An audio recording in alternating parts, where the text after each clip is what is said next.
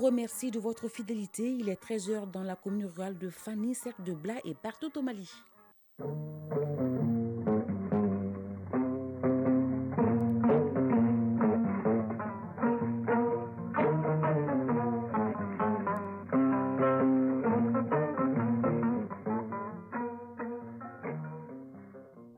Le journal. Salimata Dao. Bonjour chers auditeurs, voici les titres. Partenariat Mali-Russie sur l'approvisionnement du Mali en produits stratégiques. 3 grandes entreprises nationales sont actuellement à Moscou avec le ministre de l'économie et des finances.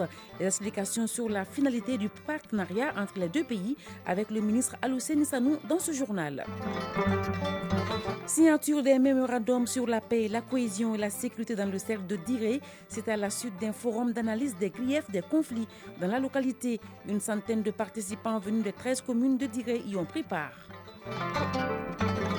Lutte contre le cancer, l'association des femmes battantes contre la maladie vient de recevoir un chèque de 5 millions de francs CFA. Le geste des femmes solidaires du Mali intervient après le passage des bénéficiaires dans le journal télévisé et l'émission Grain de Midi de l'Office de radio-télévision du Mali ORTM. À l'affiche de la page sport Ligue des champions, les qualifiés pour les 8e de finale sont connus. Sur le plan national, la 2e journée du championnat de Ligue 1 reprend ce samedi. Enfin, COUF-CAF, la compétition africaine des clubs domine les débats avec les matchs allés du tour de cadrage. Les 2 représentants maliens, l'AS Real et le Goliba AC, ont 1 point chacun. Bienvenue. Visite du ministre de l'économie et des finances à Moscou. Alousseni Sanou est à la tête d'une forte délégation composée notamment de responsables des sociétés nationales que sont l'OMAP, Office malien des produits pétroliers, l'OPAM, Office des produits agricoles du Mali et la CMDT, Compagnie malienne pour le développement des textiles. Ces sociétés seront au premier plan dans la mise en œuvre du partenariat avec la Russie sur l'approvisionnement du Mali en produits stratégiques. Comment s'effectuera cette mise en œuvre et pour quelle finalité? Je vous propose d'écouter le ministre de l'économie et des finances au micro de notre envoyé spécial Yaya Konati.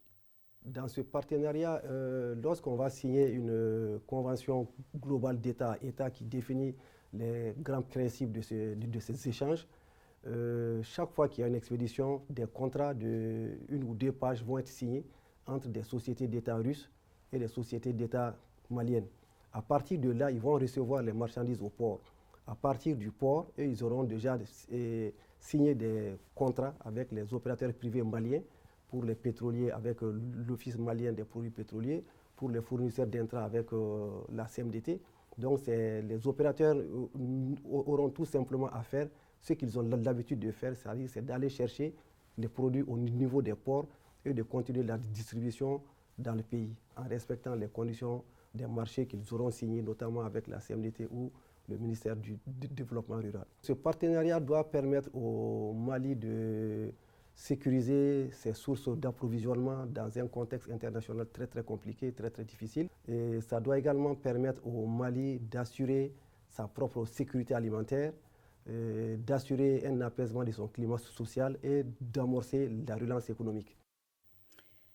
Fin du forum d'analyse des griefs des conflits dans le cercle de Diré. Cet espace d'échange et de propositions de sortie de crise a permis à la centaine de participants venus des 13 communes de Diré de signer un mémorandum sur la paix, la cohésion et la sécurité dans le cercle.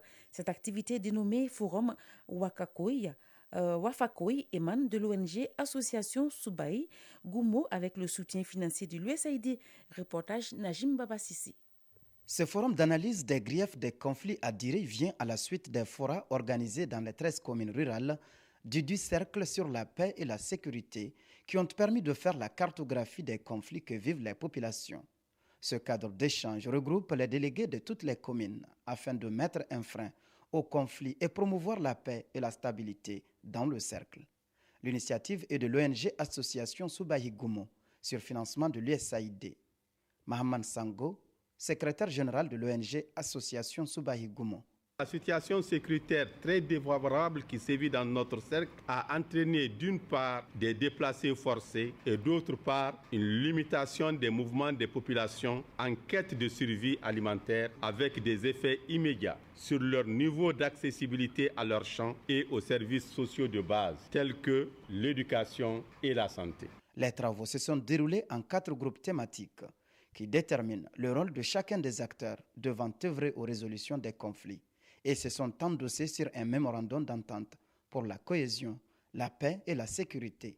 Abdoulaye Kouroukoy Touré, participant. C'est un engagement total et surtout, ils ont mis l'accent sur l'autorité traditionnelle et coutumière qui a été réhabilitée et ils ont demandé le renforcement de cette autorité dans l'application de la paix dans le secteur de Diré. Diko Fadi Aluseni Traoré, participante. En tant que femme leader, je voudrais vraiment que ces recommandations soient appliquées. Il ne faut pas que ces recommandations aillent dormir dans les tiroirs. Lieutenant Lassine Zoumana Kamara, sous-préfet de Sarayamou, représentant le préfet du cercle de Diré. J'ose espérer que la signature de ces mémorandums permettra de garantir une paix durable dans tous les cercles de Diré.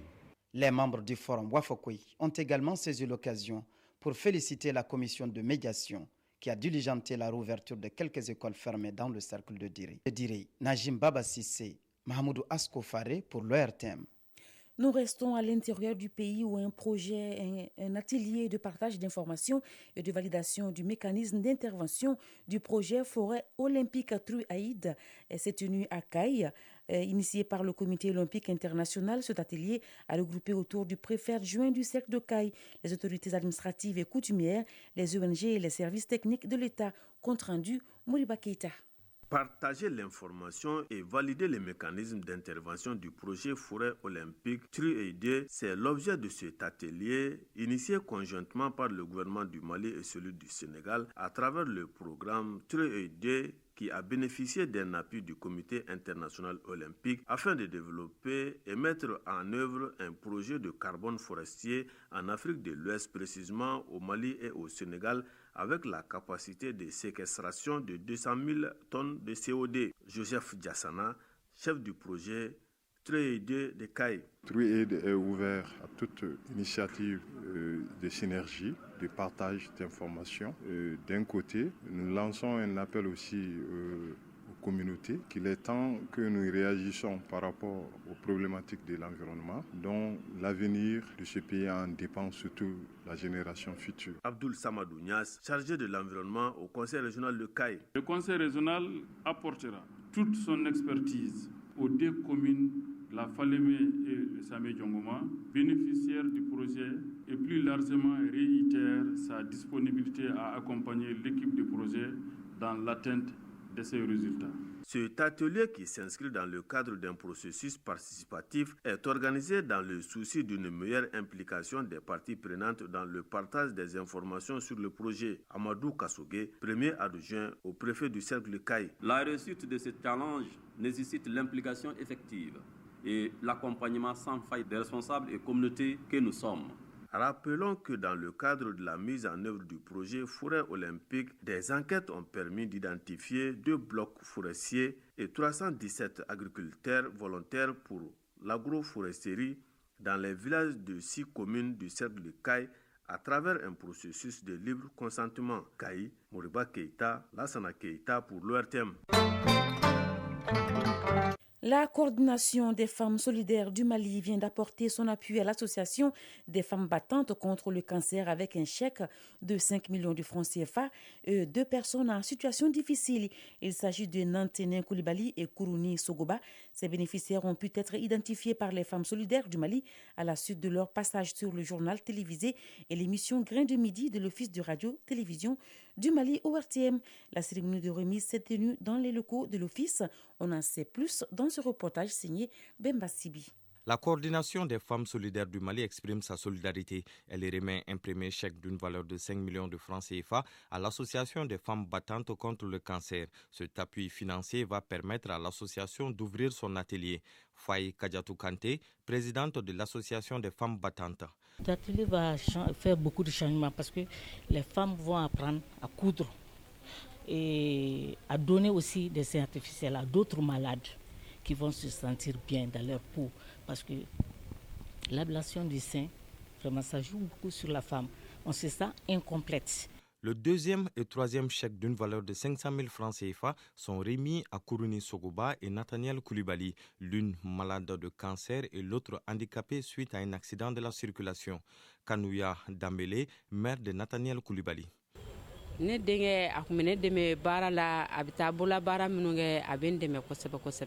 Nathaniel était tout pour moi. Avec son accident, il n'arrive plus à travailler. On demande le soutien de bonne volonté encore pour lui trouver une activité qu'il peut exercer. La concrétisation de cette expression de solidarité de la coordination des femmes solidaires du Mali a été rendue possible après le passage de ses bénéficiaires sur le plateau de l'ORTM, notamment le journal télévisé et l'émission Grain de Midi. Aïché Baba Keïta, présidente de l'Association des femmes solidaires du Mali. Nous, notre raison d'être, c'est faire de la philanthropie. C'est pourquoi nous avons décidé de faire ce geste. Hassan Baba Djomele, directeur général de l'ORTM. C'est le lieu pour moi aussi de lancer un appel à toutes les bonnes volontés. Nous avons des cas qui nous parviennent ici à l'ORTM, souvent qui sont vraiment très très tristes. Nous ne sommes pas une œuvre de philanthropie, mais quand nous faisons des émissions du genre, nous avons des réactions. C'est aussi ça la solidarité à la malienne. Ce geste soulage un tant soit peu la souffrance de ses bénéficiaires. Ceux-ci saluent au passage les donateurs et l'ORTM pour avoir facilité cette action, portant la voix des sans-voix. Page Inter. Les États-Unis ont déclaré d'exclure le Burkina Faso de l'accord commercial AGOA. L'AGOA est un programme commercial qui lie les États-Unis aux pays africains. L'exclusion du Burkina Faso serait effective à partir du 1er janvier 2023. La Maison-Blanche justifie sa décision par l'absence de progrès démocratique après 2 renversements successifs de pouvoir par les militaires dans le pays. Dans un communiqué, l'ambassadrice américaine au commerce, Catherine Tai, a insisté sur la nécessité pour le Burkina Faso de prendre les décisions nécessaires pour répondre aux conditions de l'accord et au retour de la démocratie. En Algérie, le sommet de la Ligue arabe s'est achevé hier sur un principe de non-alignement. Les dirigeants arabes ont adopté un document, la déclaration d'Alger, qui résume les préoccupations actuelles et qui tranche avec les précédents communiqués sanctionnant les sommets arabes. 17 chefs d'État et de gouvernement ont assisté à ce sommet, un niveau de représentation salué par le secrétaire général de la Ligue arabe, malgré l'absence des rois du Maroc, Mohamed VI, et l'arabe d'Arabie saoudite, Mohamed Ben Salman, ainsi que du président des Émirats arabes unis, Mohamed Ben Zayed Al Nahyan. Au Maroc, le roi Mohamed VI invite le président algérien Abdelmadjid Tebboune à venir dialoguer dans son pays. Cette décision du souverain marocain intervient quelques jours après avoir renoncé à se rendre dans la capitale algérienne pour le sommet de la Ligue arabe, à raison des considérations bilatérales et régionales. Une nouvelle occasion pour renouer les liens entre les deux pays. Le 24 août 2021, le ministre algérien des Affaires étrangères, Ramtan Lamamra, annonçait la rupture des relations diplomatiques avec le Maroc et depuis, les désaccords profonds qui existent entre les deux pays rendent les possibilités de dialogue rares et difficiles à mettre en place. Guerre au Tigré, le gouvernement fédéral éthiopien et les rebelles du Tigré s'accordent sur une cessation des hostilités. Un accord de paix pour une cessation des hostilités en Éthiopie a été signé hier à Pretoria, en Afrique du Sud, entre les deux parties.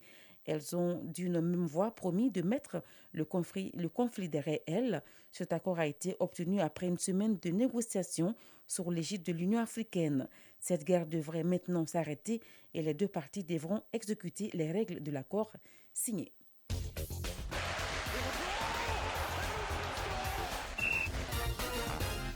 13h passées de 13 minutes, nous allons à présent parler sport. Football, d'abord en Europe, la Ligue des champions. Tous les qualifiés pour les 8e de finale sont connus. Au plan national, la 2e journée du championnat de Ligue 1 reprend le samedi prochain. Sur le continent, la compétition africaine des clubs domine les débats avec les matchs allés du tour de cadrage de la Coupe CAF. Les deux représentants maliens, à savoir l'AS Real en déplacement et le Djoliba AC ici à Bamako, ont 1 point chacun. Le développement de la page des sports, c'est avec Abdul Karim Kaba. Compétition africaine des clubs au compte du match aller du tour de cadrage de la Coupe CAF. Le Djoliba AC a été tenu en échec par le club marocain l'AS FAR de Rabat. 0 but partout sur le score qui a sanctionné la rencontre entre le Djoliba AC et l'AS FAR du Rabat. Dans une semaine, le Djoliba AC sera en déplacement au Maroc pour chercher sa qualification à Rabat. L'autre représentant malien en Coupe CAF, l'AS Real de Bamako, en déplacement à Eswatini, a fait également nul avec le Royal Leopard, 1 but partout. Ainsi, les Scorpions sont à balotage favorable pour une qualification en phase de poule, puisqu'ils recevront la même formation à Bamako dans quelques jours. Sur le continent toujours, ces rencontres allées du tour de cadrage ont dominé les débats. Le corbeau du tout-puissant Mazembe de la RD Congo se sont imposés hier contre Royal Am d'Afrique du Sud.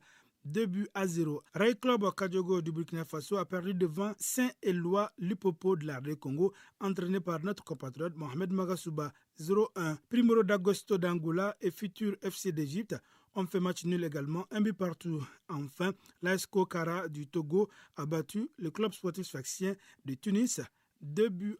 Football toujours, cette fois-ci sur le plan local.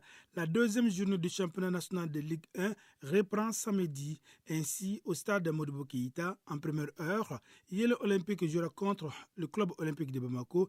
El Seba jouera contre l'AS Bakary Diagne de Baraouli. Dimanche, il y aura au même lieu Stade Malais de Bamako, AESCO et 11 Créateurs Niala, AS Black Star de Badlabougou. Déjà, 2 matchs ont été disputés dans cette deuxième journée du championnat national de Ligue 1. L'ISFAS a gagné 1-0 face à l'AS Police. C'est par ce même score d'1-0 que l'FC Kita l'emporte devant Binga FC. En Europe, Ligue des Champions, les 16 clubs qualifiés pour les 8e de finale sont connus et c'est là l'issue de la 6e et dernière journée de la phase de groupe. Ils ont terminé premier de leur poule. Naples, le FC Porto, Bayern Munich, Tottenham, Chelsea, le Real Madrid, Manchester City et Benfica Lisbonne. Les deuxièmes de poule sont Liverpool, Club Brugge, Inter Milan, Eintracht Francfort, Milan AC, RB Leipzig, Borussia Dortmund et Paris Saint-Germain. Le tirage au sort de 8e de finale se déroulera lundi à Nyon, en Suisse, au siège de l'UEFA. Et la grande finale aura lieu le 10 juin 2023 au stade olympique d'Atatürk à Istanbul. La leçon de sport, pour terminer, la leçon de sport de ce jeudi porte sur le handball, un sport collectif d'origine allemande. Ce sport, tout comme le basketball, se pratique avec un ballon qui ne peut être joué qu'avec les mains. Un match de handball oppose des équipes de 7 joueurs de part et d'autre. Plus de détails avec Isaac Tchenou dans la leçon de sport du jour en rediffusion.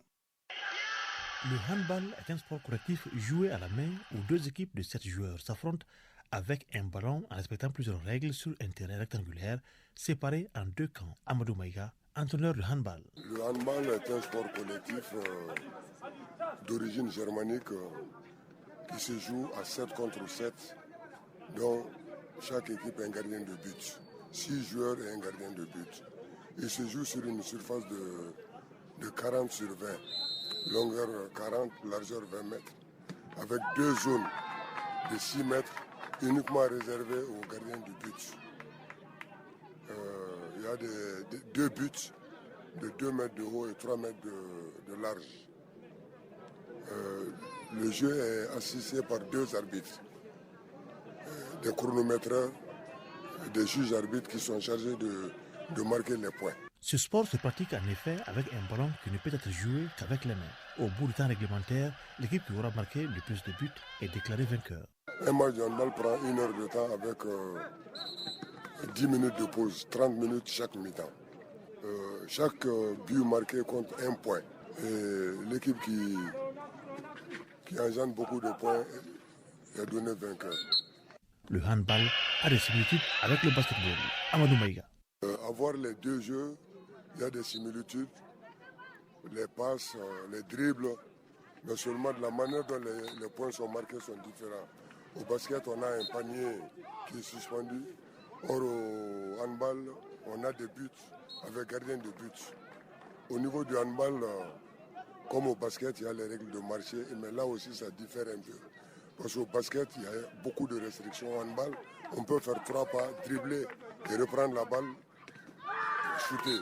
Or, en basket, après les 3 pas, on ne peut pas dribbler. Le handball est inscrit au programme des Jeux Olympiques d'été depuis 1936 et est réapparu après interruption aux Jeux Olympiques de Munich en 1972. Chronique judiciaire.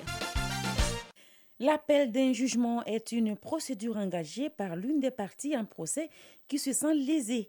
Il consiste à rejuger la même affaire devant la cour d'appel. Le délai pour interjeter appel est fixé par la loi et d'1 mois à compter de la notification du jugement. Chronique judiciaire, une réalisation en rediffusion de Adama Djimde. L'appel d'un jugement intervient lorsque les 2 parties en procès ne sont pas satisfaites de la décision rendue par une juridiction de premier degré en matière pénale. Premier degré, c'est-à-dire les tribunaux d'instance ou les tribunaux de grande instance. Ces 2 parties en procès ont la possibilité de faire appel afin que l'affaire soit rejugée par la cour d'appel territorialement compétente. Aldjouma Abdoulaye Yalkouye, vice-président du tribunal de grande instance de la commune 2. Le dossier est examiné au niveau de la cour d'appel en fait et en droit. C'est-à-dire le dossier est examiné de nouveau en droit et en fait, si toutefois le juge qui a rendu à appliquer la loi ou ce qui n'est pas dit c'est fondé ou pas. Dans le cas où le jugement est bien fait, la cour d'appel confirme. Dans le cas contraire, la cour d'appel infirme la décision. 3 raisons fondamentales peuvent motiver un appel. La première est relative à la contestation par la personne condamnée de sa culpabilité. Cette dernière estime ainsi à tort que la juridiction pénale l'a déclaré coupable de l'infraction et souhaite que son affaire soit rejugée afin que son innocence soit reconnue par la cour d'appel. La deuxième est relative à la peine prononcée. Dans ce cas, le condamné, sans contester sa culpabilité, estime que la peine prononcée n'est pas adaptée ou trop lourde et souhaite que celle-ci soit révisée par la cour d'appel. La troisième et dernière est liée aux dommages et intérêts que le condamné doit verser à la partie civile. Est-ce que l'appel peut jouer sur la suite de la procédure? L'appel est suspendu, mais il y a des cas où l'appel n'est pas suspendu. C'est-à-dire, nonobstant l'appel, le prévenu est mis en liberté après le jugement lorsqu'il a été relaxé, lorsqu'il a été condamné à une peine d'emprisonnement avec sursis, ou lorsqu'il a été condamné à une amende, ou lorsque la peine est inférieure ou égale à la détention préventive, le temps qu'il a passé à la prison, ou lorsque le prévenu a été condamné à une peine d'amende. Donc l'appel est suspendu pour l'exécution de la décision et non la détention du prévenu. Lorsque le juge relaxe l'intéressé, le prévenu, le voleur, l'appel ne suspend pas vraiment sa détention. S'il est relaxé, il sort. S'il a été condamné avec ceci, il sort. S'il a été condamné à une peine d'amende, il sort. Le délai pour faire un appel est fixé à 1 mois à compter de la notification du jugement conformément aux dispositions du Code de procédure civile, commerciale et sociale. Voilà, il est 13h passées de 22 minutes et c'est la fin de cette édition qui vous a été présentée par Salimata Dao, mise en onde, Abse Traoré, Sidi Koulibaly, réalisation, Maïmouna Guindo, dossier Baba Diara, coordination, Ousmane Dao, Sekou Traoré a assuré la transmission sur nos plateformes digitales. Restez connectés sur votre radio nationale tout à l'heure. La lecture des avis est communiquée par Kani Keita. Merci et bonne suite de programme sur Radio Mali.